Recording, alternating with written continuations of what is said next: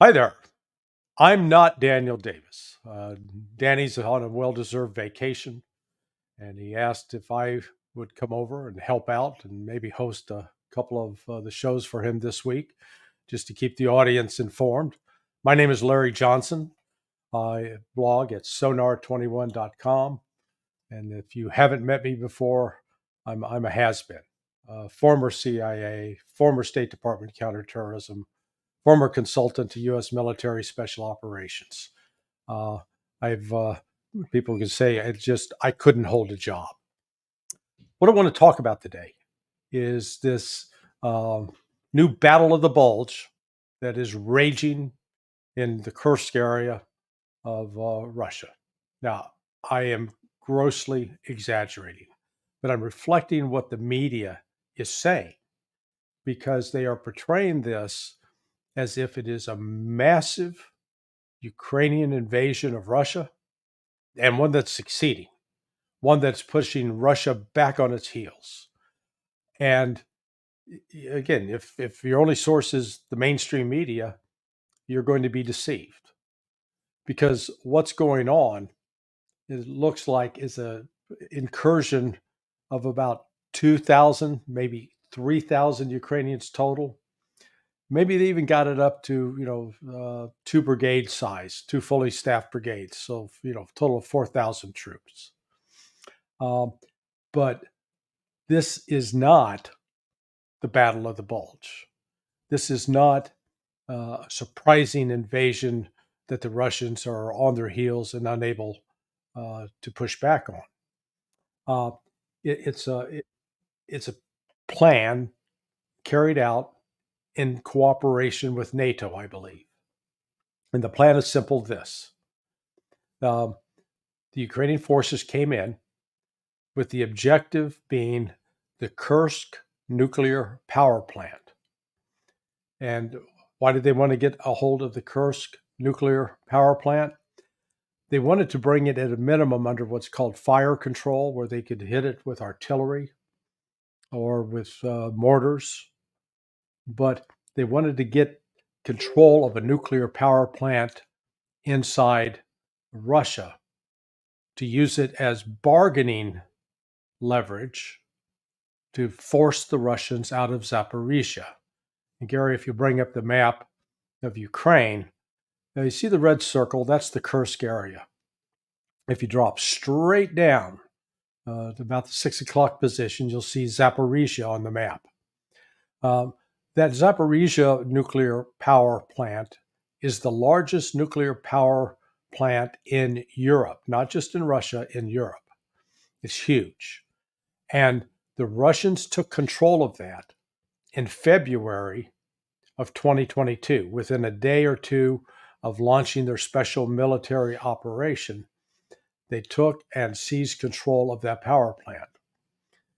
Apparently, this latest brain dead military plan by the Ukrainians with their NATO allies was to get a hold of Kursk and then tell the Russians, "Oh, we'll trade you.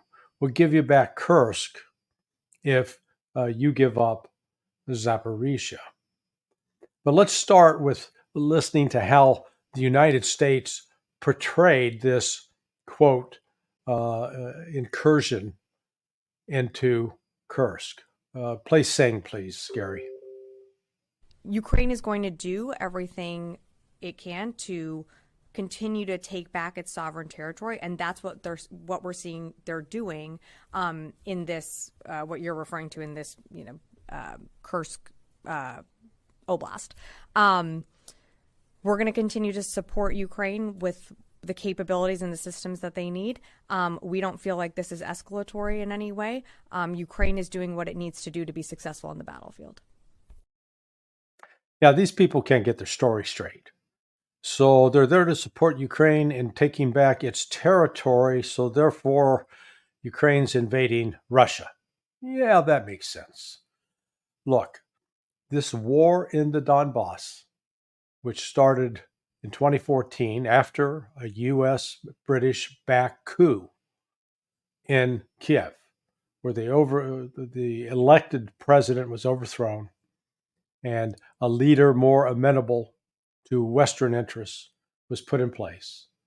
The attack started on civilians. And let's emphasize, this has not been a war where army is pitted against army. This is a war in which the Ukrainian military, for the last 10 years, has been routinely attacking civilians, civilian targets. They're not going after the military targets by and large. It is primarily going after civilians. And once again, they're targeting civilians in this incursion into Kursk.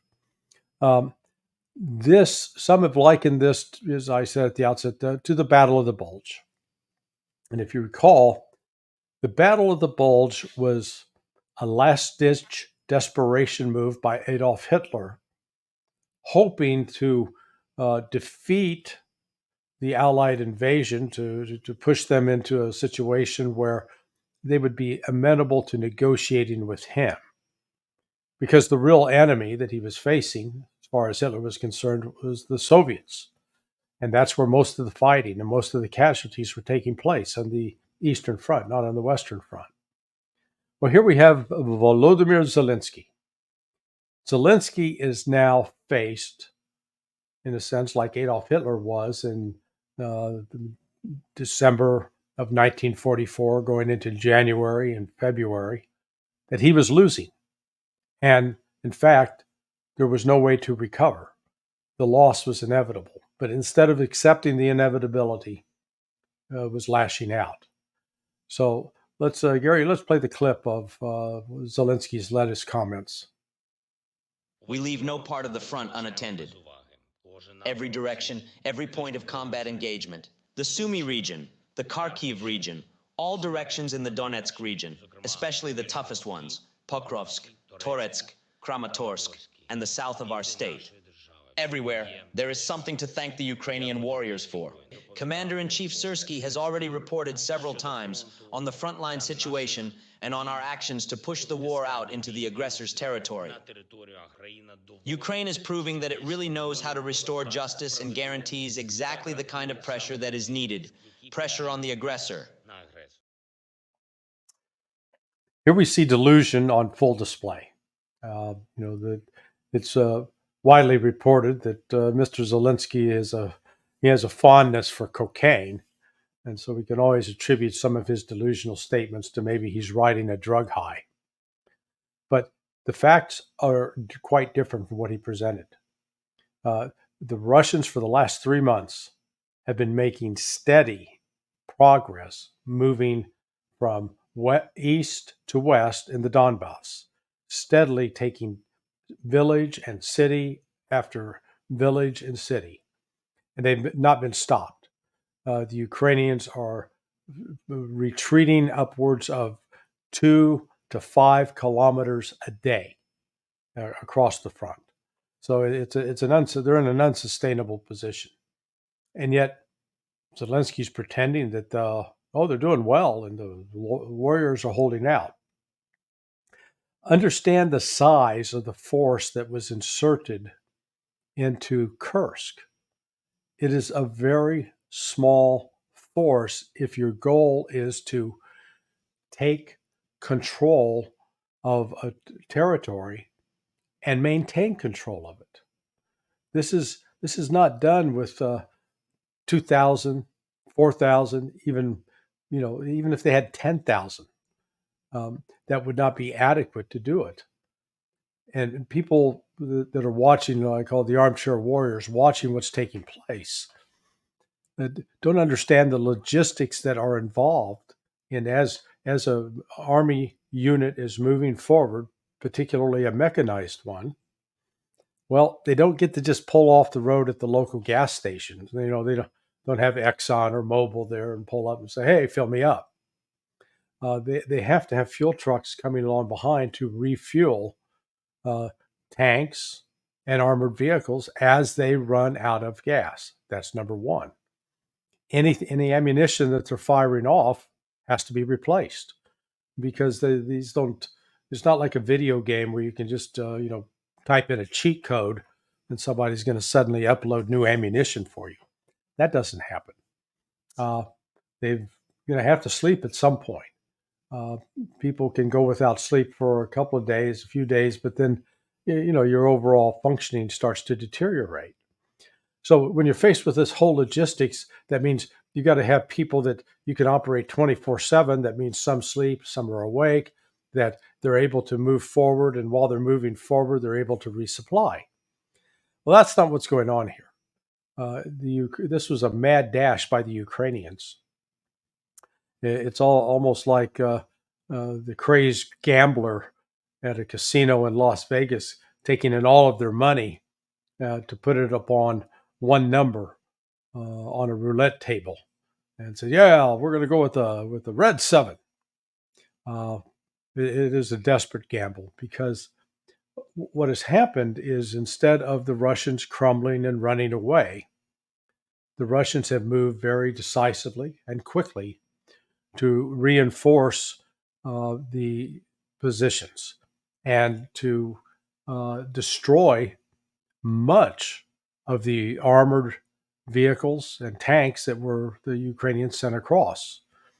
That the initial reports are, after 3 days, well over 1,500 KIA killed in action on the Ukrainian side.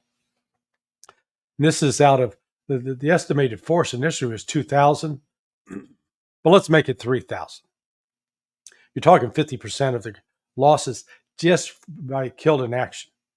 That doesn't account for wounded, which is a whole nother problem. There is no other force in reserve that Ukraine can call upon to ride to the rescue to save these people. They're going to be, chewed up, chopped down, killed, destroyed, or captured, unless they figure a way to retreat and to run away. But let's come back to what the broader strategy was. The strategy appears to have been to try to get some control of the Kursk nuclear power plant in order to force the Russians to negotiate on the Zaporizhia power plant. And you can see it there on your screen now, with the cooling tower, the conical object to the left side. There's another one next to that that you can't see in this picture, but one of those is on fire as of yesterday. I think the fire has been put out and contained, and the Russians insist that there has been no significant damage that would compromise the security of the nuclear facility and create a Chernobyl kind of a situation. So with all that being said, how's Vladimir Putin thinking about the negotiations with Ukraine? Is that on the table? Gary, let's hear from Vladimir. The Ukrainians, they're trying to improve their negotiating positions in the future. But what negotiations could we even talk about with people who are attacking civilian infrastructure, or trying to create threats for nuclear industry facilities? What is there to even talk about with them? Yeah, I would say that's a niet in Russian. No, there's not going to be any negotiation. These kinds of attacks by Ukraine are self-defeating. They are counterproductive. And the only good news from a humanitarian standpoint is I think it's going to hasten the end of this conflict so that Ukrainians will stop dying in such horrific numbers on a daily basis. This is what Ukraine did, is lashing out like a blind drunk, trying to throw punches and not necessarily being able to hit anything. Or if they do make contact, it's more luck than skill. It's not to say that there are not some brave people and good fighters on the Ukrainian side. There are. But what we're talking about is a deficit of leadership. And when it comes to effective military campaigns, leadership is critical. And that is the problem that Ukraine is facing right now, that inadequacy of leaders, particularly Volodymyr Zelensky, a comic turned politician who has zero experience beyond, I guess, if he played some video games, Doom or something. But he has zero experience on the military front. And he's taking advice, unfortunately, from a lot of Western military officials whose track record in terms of being victorious over a peer is zero. The U.S. has no experience fighting this kind of war, none. And nobody in NATO does. The people who fought this kind of war without, when I talk to this kind of war, a peer-to-peer conflict, where each side has artillery, each side has some air power, each side has some air defense, where you're going up against someone who's basically your size and your capability. The last time we really saw that was World War II. And that generation's dead. They're long gone, especially the leaders. So what you have right now are NATO officers with zero experience in handling this. What's likely to happen out of this? I think this may end up being a blessing in disguise for the Russians, because it provides cover for action. Given we live in an era where the robust nature of intelligence, surveillance, reconnaissance, ISR, has made it virtually impossible for any army to form and move from one point to another without being discovered. And if you're looking to put enough troops up on the northern border from Russia going into Ukraine to be positioned to make a move on, say, Kiev, well, that move would be visible. The West would see it, and then they could make preparations. One of the nice things about this is that Russia can now marshal a lot of force into that area, all under the guise of beating back a Ukrainian offensive. But the reality with this Ukrainian offensive is that it has been an irritant to the Russians. It has not accomplished its objective. In fact, it has turned the objective upside down, making it less likely that Russia will seek a negotiated settlement. I believe Russia's intent is to seek a military solution, a forced surrender of Ukraine, and in a way it'll be also a de facto surrender of NATO, of the West. That's my assessment on what's happening in Kursk. I appreciate Danny giving me the opportunity to sit in his stead. He'll be back next week, and look forward to welcoming him back with his always excellent commentary. I'm Larry Johnson. Thank you for listening.